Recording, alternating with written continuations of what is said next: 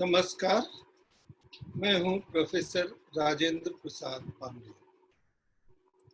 आज की चर्चा का विषय है पाश्चात्य अनुवाद सिद्धांत, प्राचीन काल, ancient western theories of translation. आज की चर्चा के मुख्य बिंदु हैं: पहले विषय प्रस्तावना, उसके पश्चात हम चर्चा करेंगे काल परक अध्ययन की समस्या, प्रॉब्लम ऑफ पीरियड स्टडी। उसके पश्चात हम चर्चा करेंगे रोमन अनुवाद सिद्धांत, रोमन थियरीज ऑफ ट्रांसलेशन। फिर हम चर्चा करेंगे बाइबल के अनुवाद। चर्चा का अगला बिंदु होगा बाइबल के अनुवादों की श्रेणियां। तो आइए चर्चा आरंभ करते हैं। चर्चा का विषय फिर से बताता हूं: ancient western theories of translation, प्राचीन पाश्चात्य अनुवाद सिद्धांत। तो सबसे पहले हम विषय का प्रस्ताव रखते हैं, विषय की प्रस्तावना बनाते हैं। Let us firstly introduce the topic of discussion today that we are going to have. जब हम कहते हैं प्राचीन पाश्चात्य अनुवाद सिद्धांत, तो हम क्या समझते हैं? हमारा क्या अभिप्राय है? प्राचीन को कहाँ तक हम पहुँचाते हैं? प्राचीनता कहाँ तक जाती है? एंशिएंट कहने से क्या अभिप्राय है? तो जब अनुवाद की चर्चा करते हैं तो एंशिएंट से अभिप्राय ये है कि जहाँ तक सबसे पहले अनुवाद का सिद्धांत कोई भी उल्लेख में आता हो, वह समय प्राचीन कहा जा सकता है पश्चिम की दृष्टि से। वेस्टर्न पर्सपेक्टिव में जो एंशिएंट पीरियड ऑफ ट्रांसलेशन है वो है जहाँ सबसे पहले अनुवाद मिलता है। ये आवश्यक नहीं कि वह ईसा की कितनी सदी पहले है, कितना बाद है। अब चर्चा के क्रम में हम ये जानते हैं कि असल में जब हम प्राचीन पाश्चात्य अनुवाद सिद्धांतों की चर्चा करते हैं तो उसका मुख्य सरोकार ये है कि हिस्टोरिकल पर्सपेक्टिव में ट्रांसलेशन को देखना, क्योंकि अनुवाद के जिन सिद्धांतों की चर्चा हम करते हैं उनमें अधिकांश जो आज प्रमुखता से स्थापित है वो 20वीं शताब्दी के अनुवाद सिद्धांत है। तो क्या ये समझ लिया जाए कि 20वीं शताब्दी से पहले अनुवाद का कोई सिद्धांत बना ही नहीं था, या अगर बना था तो उसकी प्रकृति क्या थी? उसने आधुनिक अनुवाद सिद्धांतों को स्थापित करने में, उन्हें विकसित करने में और उन्हें निर्मित करने में कितना योगदान दिया, इस पृष्ठभूमि पर हम बात करेंगे। ये बैकग्राउंड इसलिए जरूरी है कि कोई भी इतिहास हो, समाज शास्त्र हो या कोई भी विषय हो, उसका एक हिस्टोरिकल बैकग्राउंड देखना आवश्यक होता है। अगर हम हिस्टोरिकल बैकग्राउंड की बात नहीं करेंगे तो शायद हम विषय की पृष्ठभूमि को सही ढंग से समझ नहीं सकेंगे, उसके नेचर ऑफ वर्क को नहीं समझ सकेंगे, नेचर ऑफ डोमेन को नहीं समझ सकेंगे। तो इसलिए जो हिस्टोरिकल पर्सपेक्टिव है उसको समझना जरूरी है। लेकिन हिस्टोरिकल पर्सपेक्टिव की अपनी लिमिटेशंस होती है, अपनी सीमाएं होती हैं। तो क्या सीमाएं हो सकती हैं उसकी भी हम चर्चा करेंगे, क्योंकि हर देश अपनी प्राचीनता का अपनी समझ से व्याख्यान करता है। हर देश बताता है कि उसके यहाँ अनुवाद की कितनी लंबी पुरानी परंपरा रही है। अब पश्चिमी देशों को ही देखें तो अलग अलग दावे, अलग अलग घोषणाएं होती रही। अगर हम यूरोपीय परंपरा की बात करें तो वो भी बहुत पहले से उसको विकसित बताते हैं। इसी तरह से हम ग्रीक ट्रेडिशन ऑफ ट्रांसलेशन की बात भी कर सकते हैं। फिर हम एशियन ट्रेडिशन ऑफ ट्रांसलेशन की बात कर सकते हैं। हम चाइनीज ट्रेडिशन ऑफ ट्रांसलेशन की भी बात कर सकते हैं। लेकिन आज जिस बिंदु पर हम चर्चा कर रहे हैं वो पाश्चात्य परंपरा है, और पाश्चात्य परंपरा में कौन से प्रमुख सिद्धांत हैं? तो ancient western tradition of translation के पर्सपेक्टिव में, उसके संदर्भ में ancient western theories of translation की बात आज हम करने चाह रहे हैं।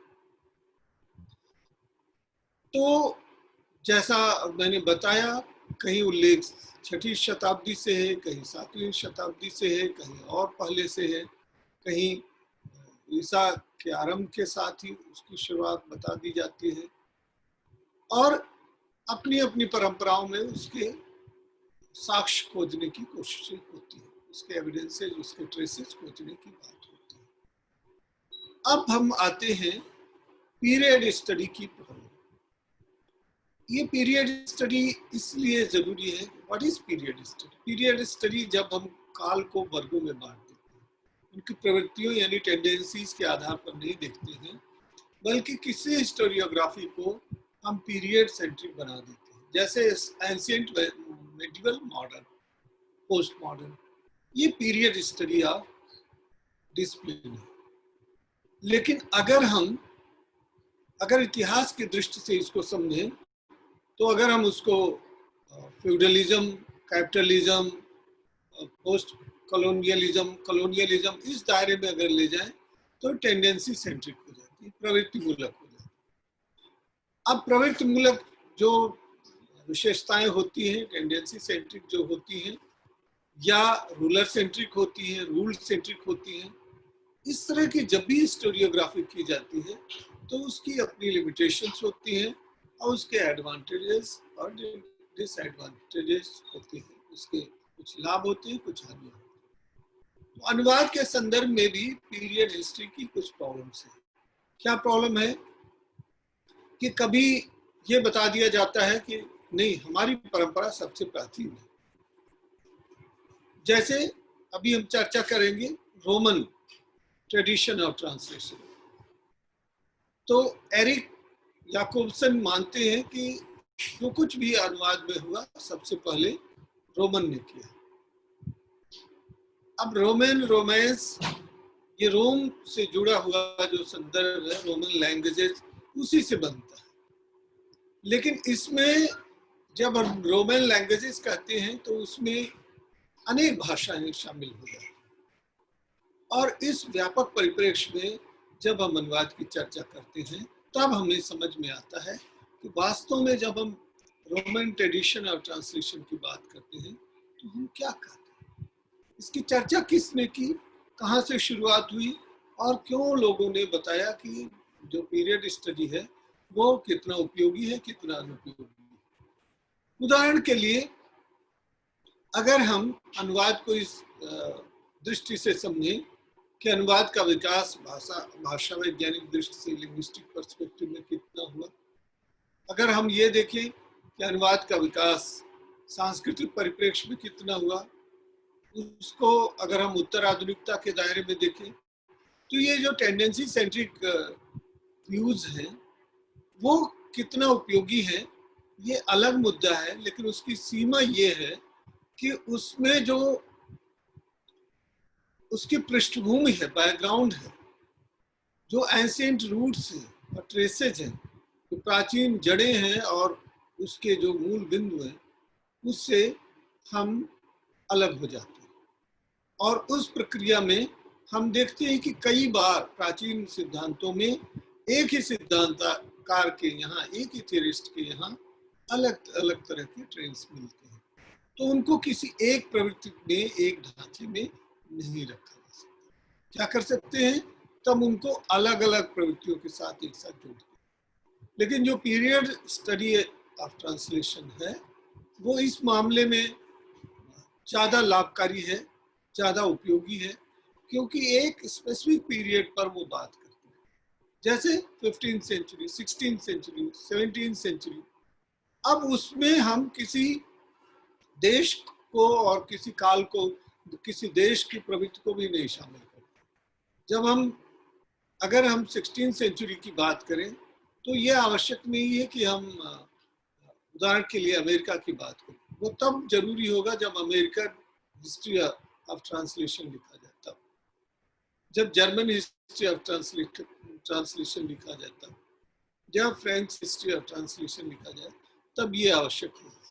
लेकिन अभी हम जिस पीरियड स्टडी की बात कर रहे हैं, जिस काल परक अनुवाद इतिहास लेखन की बात कर रहे हैं, उसका अभिप्राय सिर्फ और सिर्फ ये है कि एक स्पेसिफिक पीरियड में, एक काल अवधि में किस तरह का अनुवाद चिंतन हुआ, किस तरह से अनुवाद सिद्धांत बनाए, कैसे अनुवाद कर्म हुए और कैसे उसका विकास हुआ।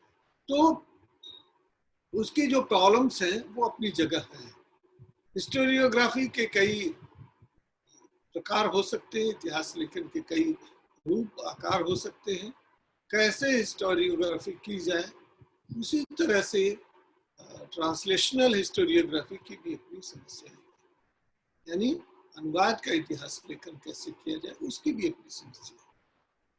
अब जॉर्ज स्टेनर ने आफ्टर बावेल नामक एक पुस्तक लिखी और उसमें उन्होंने बताने की कोशिश की कि अनुवाद का सही प्रामाणिक इतिहास अगर खोजना हो, उसके आरंभिक बिंदु को, तो सिसरो और होरस से खोजा जा सकता है। ये उनकी स्थापना है और उसके विरुद्ध प्रमाण भी हो सकते हैं। लेकिन अभी कुछ पल के लिए अगर हम मान लें कि सिसरो से ही शुरू करते हैं, तो उसके पहले का क्या होगा? ये पीरियड हिस्ट्री की, पीरियड ट्रांसलेशनल हिस्टोरियोग्राफी की समस्या है, जो कालपरक दृष्टि से इतिहास लिखने, समझने, देखने का पक्ष था। अब हम आते हैं दूसरे महत्वपूर्ण बिंदु की ओर, वो है Roman perspective of translation, romance languages, romance historiography. इन सभी परिप्रेक्ष्य में हम अनुवाद को देखने की कोशिश करें। तब हम, जैसा हमने बताया कि इसमें मुख्य बातें क्या है और इसका प्रवर्तन किसने किया। इसका प्रवर्तन किया एरिक जॉनसन याकोबसन, जिसका उच्चारण जो है याकोबसन किया जाता है।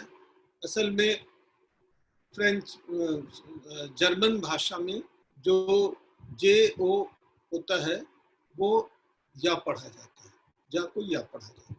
तो रोमन याकोबसन लिखा जाएगा लेकिन पढ़ा जाएगा रोमन याकोबसन। इसी तरह से एरिक याकोबसन का ये सिद्धांत है, लिखने के लिए तो एरिक याकोबसन लिखा जाएगा लेकिन उसको पढ़ा जाएगा एरिक याकोबसन।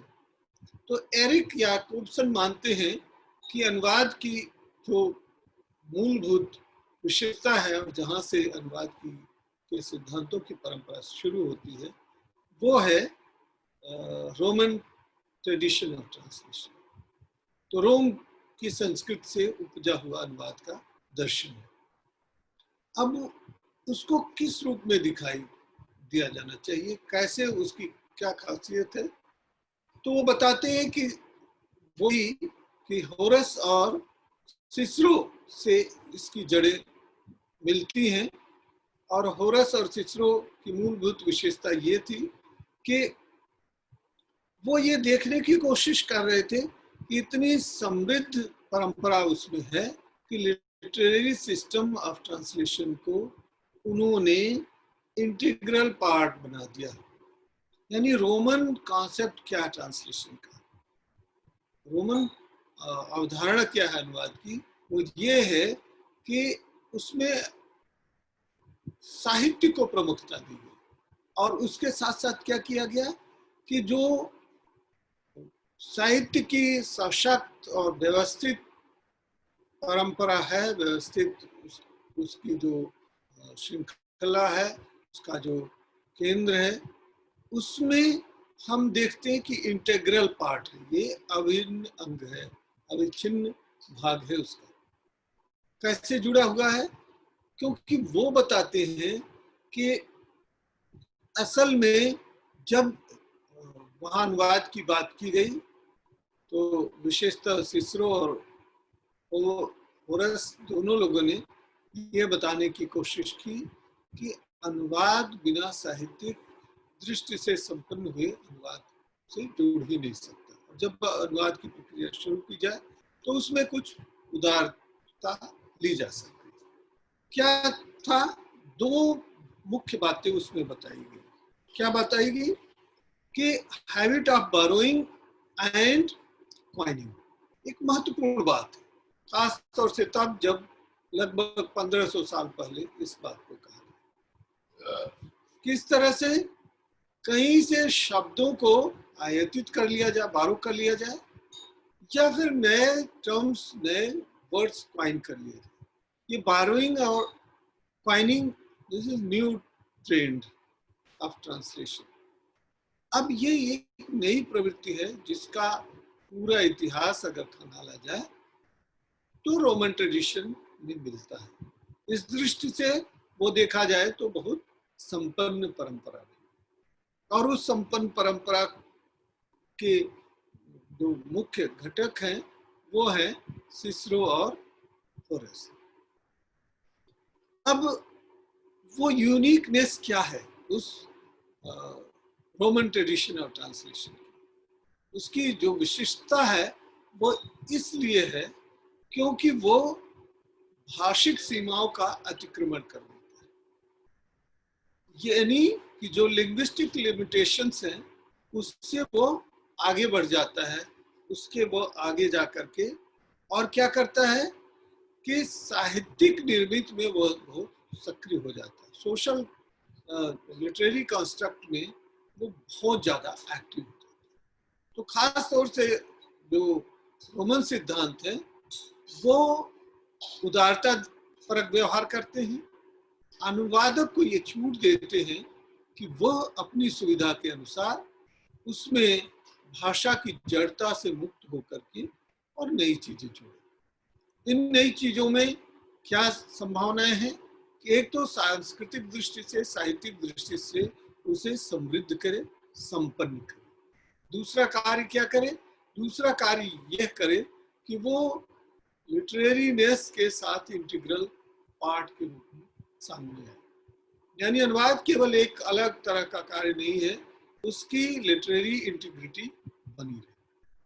जब साहित्यिक अखंडता के साथ जब उसका जुड़ाव होगा तो मुख्य बात क्या होगी? मुख्य बात ये होगी कि कहीं ना कहीं उसमें सृजनशीलता का भाव, क्रिएटिविटी होगी, और जहां भी ये क्रिएटिविटी आएगी वो निश्चित रूप से अनुवाद को ज्यादा सशक्त, संभावनाशील और ज्यादा व्यवस्थित करेगा।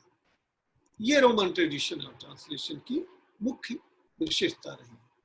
अब हम देखते हैं कि बाइबल के अनुवादों का अनुवाद सिद्धांत के विकास में कितना योगदान था।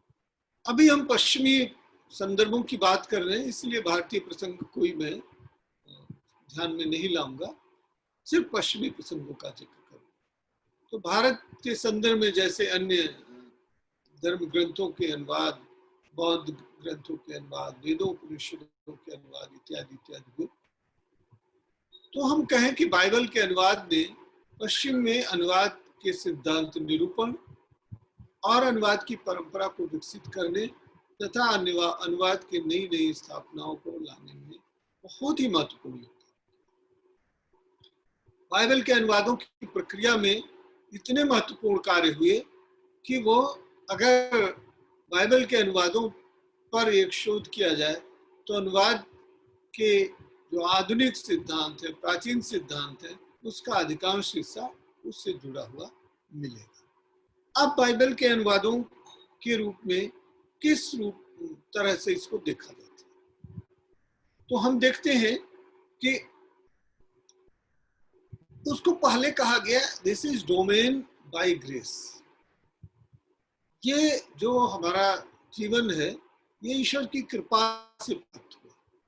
ईश्वर की कृपा से हम जीवित हैं। इतनी परम आस्था, परम भक्ति और परम आराध्य भाव इसमें दिखाई देता है। Full dedication, commitment and submission to the God, ये पूरी तरह से देखा जा सकता है। और उसमें देखा गया कि गॉड्स लॉ भी बताया गया, ईश्वर का कानून है। बाइबल क्या है? ईश्वर के कानून की पुस्तक है, व्याख्या करती है। और जो कुछ भी पूरी दुनिया है वो बाय ग्रेस ऑफ गॉड ये पूरी तरह से ठहरी हुई है, टिकी हुई है, व्यवस्थित। तो उसमें कौन कौन से लोग शामिल हुए, किसका योगदान था? विल्किंस ने बहुत से अनुवाद कार्य कराए। पहला महत्वपूर्ण अनुवादक विल्किंस माना जाता है। विल्किंस के अनुवाद की विशेषता ये थी कि वो मूल के प्रति निष्ठा रखते थे, लेकिन इसके बावजूद वो अपनी थोड़ी बहुत उदारता ले लेते थे। जैसा उनको लगता था कि ये सिर्फ चर्च के द्वारा निर्मित प्रभावित नहीं है, ये असल में जनता के लिए है, तो थोड़ी बहुत उदारता वो ले लेते। अब विलियम टेंडले ने जो अनुवाद कार्य किया वो बाइबल के अनुवादों की दृष्टि से बहुत क्यों महत्वपूर्ण है? क्योंकि उनका जो 2-3 योगदान है वो रेखांकित करनी। क्या? पहला तो ये कि उन्होंने न्यू टेस्टामेंट का ग्रीक से अनुवाद किया और ओल्ड टेस्टामेंट का उन्होंने हिब्रू से अनुवाद। तो हिब्रू और ग्रीक भाषाओं से उन्होंने अंग्रेजी में अनुवाद। इस तरह से उन्होंने अनुवाद को व्यापक रूप में प्रस्तुत किया और ज्यादा से ज्यादा लोगों तक पहुंचाने का प्रयास किया। और इस रूप में अगर हम देखें तो उनका योगदान रेखांकित करने योग्य है, क्योंकि सबसे पहले उन्होंने कहा कि it is a collective exercise. उन्होंने बताने की कोशिश की कैसे होता है, done by A group of people. ये क्या होता है कि एक व्यक्ति अनुवाद नहीं करता है, कई लोग मिलकर के करते हैं। हम उसकी चर्चा अगर करेंगे कभी बौद्ध अनुवाद सिद्धांत की, तो वो भी विश्वास इसी में करते थे कि ये कलेक्टिव एक्सरसाइज है। कई जगह तो ब्यूरो भी बनाया गया ट्रांसलेशन के, और फिर उसमें अलग अलग लोग अलग अलग तरह के अनुवाद कार्य करते थे। कोई उसकी भाषा देखता था, कोई धार्मिक शिक्षाएं देखता था, कोई देखता था कि उपदेश सही ढंग से प्रस्तुत हुए कि नहीं हुए, कोई ये देखता था कि सही शब्दों का चुनाव हुआ कि नहीं हुआ। तो इस तरह से ये कलेक्टिव एक्सरसाइज बनकर के सामने आती है। अब हम देखते हैं कि जब ये that is a work done by a group of people and that is a collection of group of people, इस दृष्टि से अगर देखें तो ये सामूहिक बोध की जो विधा है अनुवाद कार्य, इसमें सबसे बड़ी बात यह है कि ये खुले मस्तिष्क से किया गया कार्य है। जब कई लोगों का मन उसमें सम्मिलित रहता है, लगा रहता है, संलग्न रहता है, तब आप देखने की कोशिश करें कि कैसे उसमें चीजें विकसित होती हैं, पल्लवित होती हैं और उसके नए नए आयाम आते हैं। अब हम चलते हैं कि पहला महत्वपूर्ण बाइबल अनुवाद कौन सा हुआ, complete full text of translation. पहले तो क्या किया, कुछ हिस्सों को कुछ लोगों ने कर दिया, कुछ अन्य लोगों ने कर दिया, उसका क्या स्वरूप बन करके आया, कैसे नहीं आया। तब हम देखते हैं कि जो जैसा मैंने बताया था, विल्किंस ने पहला कंप्लीट टेक्स्ट ट्रांसलेट किया और वो किया 1380 से 1384। इसके दौरान उन्होंने 1380 से 1384 के बीच में किया पहला संपूर्ण बाइबल उन्होंने अनुवादित किया। उसके पहले कुछ कुछ हिस्सों में अनुवाद कार्य किया जाता था। Full text of Bible was translated by Wilkins। ये उनको श्रेय जाता है और उन्होंने बताने की कोशिश की ये गॉड्स लॉ है। अभी ग्रेस ऑफ गॉड की बात हो रही थी, अब हम कहाँ आए, गॉड्स लॉ, ईश्वर के कानून। अब बाइबल के अनुवाद की श्रेणियों को भी हम संक्षेप में समझ लेते हैं। कौन कौन सी श्रेणियां हैं? 3 तरह की श्रेणियां उसमें देखी जा सकती। एक कि पिछले संस्करणों का उसमें संशोधन कर दिया जाता है। क्यों कर दिया जाता है? क्योंकि उसके पहले जो अनुवाद हुए थे उसमें भाषा वैज्ञानिक सीमाएं थी, वो भाषा विज्ञान की थी या व्यक्ति की थी, लेकिन भाषिक समस्याएं थी, उसका समाधान कर। तो पहले इस तरह से अनुवाद किया गया बाइबल का जिसको इस कोटि में रखा जा सकता। दूसरी कैटेगरी क्या है? दूसरी कैटेगरी है कि वर्नाकुलर लैंग्वेज में, देशज भाषा में, देशज शैली में उसको इजिली एक्सेसिबल, सहज बोधगम, पठनीय और एस्थेटिक सेंस के साथ रखा है। उसमें सौंदर्य बोध हो, सौंदर्य परक प्रस्तुतिकरण किया जाए उसका। तो पहली बात यह है कि वो भाषिक जो अशुद्धियां रही हो या भाषिक सीमाएं हो उससे मुक्ति। दूसरा सहज बोधगम और सौंदर्य परक। और तीसरी श्रेणी जो इसमें आती है वो ये कि जो डॉगमास है, जो हठ धर्मिता है, उससे छुटकारा पाने की कोशिश, और जो कॉमन मैन है, जन साधारण है, उनको सहजता से उपलब्ध कराना और उनको अपने ढंग से व्याख्या करने का अधिकार देना। तो ये उसके बाइबल के अनुवादों की श्रेणियां कही जा सकती है।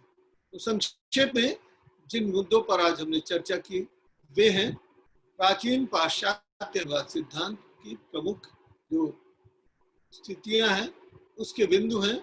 पहले तो हमने प्रस्तावना बताने की कोशिश की, फिर हमने बताया कि जो काल परक अध्ययन है उसकी क्या सीमाएं होती हैं, प्रॉब्लम्स ऑफ पीरियड स्टडी। फिर हमने बताने की कोशिश की कि कैसे रोमन सिद्धांतों ने अनुवाद की निर्मित में बहुत महत्वपूर्ण भूमिका निभाई। फिर हमने चर्चा की बाइबल के अनुवादों की, विल्किंस की अनुवाद प्रकृति को हमने समझने की कोशिश की, विलियम टेंडले के अनुवाद सिद्धांतों, उनकी प्रकृति को समझने की कोशिश की, और फिर हमने अंत में बताने की कोशिश की कि कैसे बाइबल के अनुवाद जो हुए हैं उनको 3 श्रेणियों में बांटा जा सकता है। तो आज की चर्चा अभी यही संपन्न हुई, फिर हम अगली चर्चा करेंगे। धन्यवाद।